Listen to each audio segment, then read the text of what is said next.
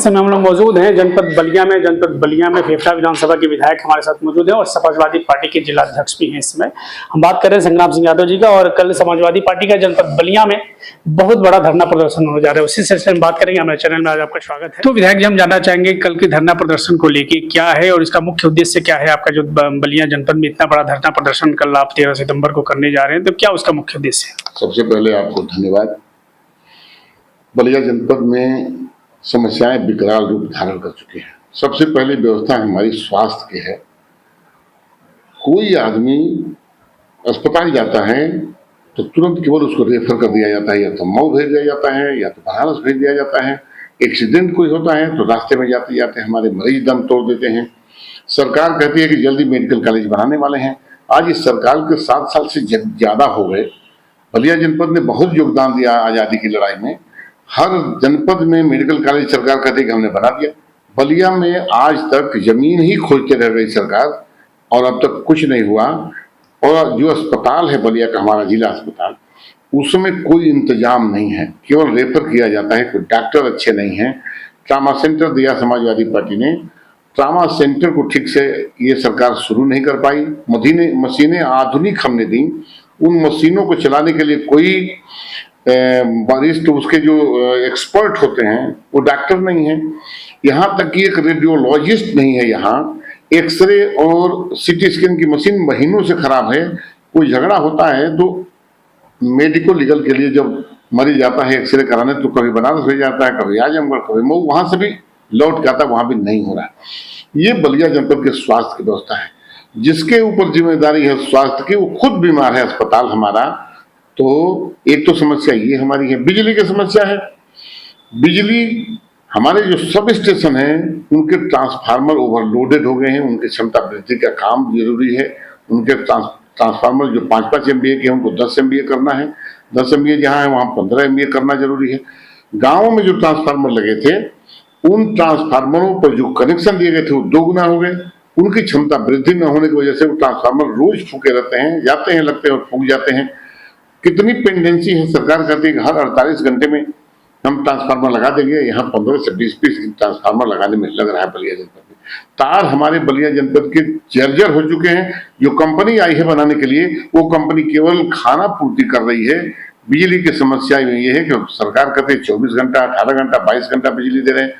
गाँव में 4-4, 5-5 घंटे, 2-2 घंटे बिजली केवल मिल रही है लोगों को इस बरसात और गर्मी के मौसम में, और लगातार बिजली से त्राहि जनता हमारी कर रही है। और समस्या हमारी ये है, हमारी बाढ़ की बहुत बड़ी समस्या है। घाघरा नदी तो पूरी तबाही मचा के चली गई। हमारे घाघरा नदी के किनारे जितनी तहसीलें हैं, बांसडी, बैरिया, सिकंदरपुर, बिलथरा रोड, जितने गांव हैं, गांव के गांव गिर गए हैं। गांव का नाम क्या मैं आपको बताऊं? गांव के गांव विलीन हो चुके हैं नदी में। सरकार उन किसानों की जमीन का मुआवजा नहीं दे रही है जो जमीन के अंदर विलीन हो गई।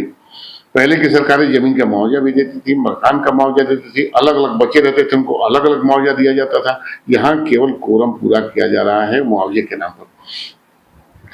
गंगा नदी के किनारे तहसील बैरिया हो, बलिया हो और या बलिया हो, इनमें सभी हमारे कोरंटाडीह से लेकर के बड़का खेत, पलियाखास, भवनौली, छचबकेपुरा, इंदरपुर, थमनपुरा, हसनपुरा, मालदेपुर, ये कटान लगा हुआ है।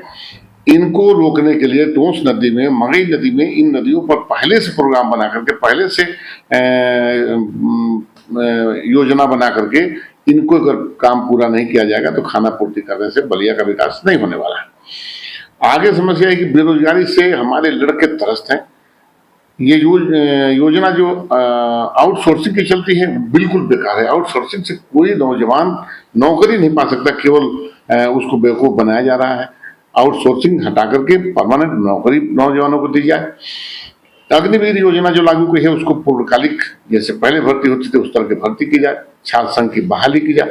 सबसे ज्यादा ज्वलंत मुद्दा इस समय ये है कि गोंड, खरवार और हमारे तुरहा जात के जो लोग हैं, गरीब आदमी हैं, उनका शोषण हो रहा है सर्टिफिकेट के नाम पर। उनका सर्टिफिकेट नहीं बन रहा है। बच्चे फार्म भरना चाहते हैं, उनका फार्म नहीं भरा जा रहा है।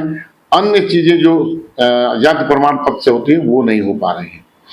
तो ये सब चीजें हैं जिनको लेकर के महंगाई, बेरोजगारी, स्वास्थ्य, बिजली और ये गोड़ खरबार और हमारे तुला जात का सर्टिफिकेट और तमाम ऐसी समस्याएं बलिया जनपद में हैं। तहसील और थानों में चरम सीमा पर भ्रष्टाचार है। बिना पैसे का न थाने में कोई काम हो रहा है, न तहसील में कोई काम हो रहा है। जनता एकदम से त्रस्त हो चुकी है। इन सारी बातों को लेकर के हमारा कल का धरना है और इस धरने के माध्यम से महामहिम राज्यपाल को जिलाधिकारी द्वारा हम अपना धरना भी करेंगे और पत्र देने का काम करेंगे।